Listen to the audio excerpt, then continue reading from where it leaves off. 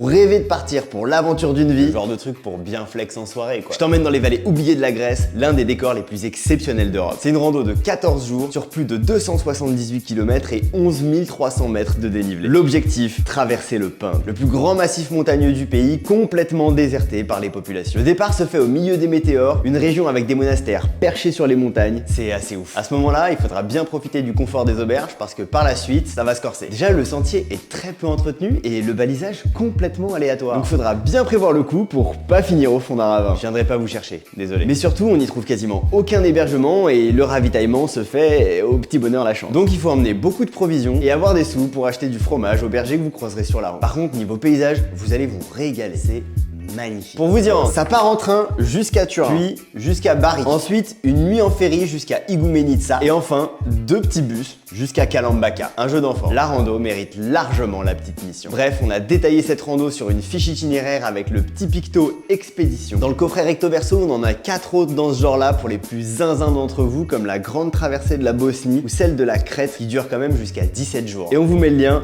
dans la bio. Et si vous la tentez, envoyez un petit DM quand vous arrivez.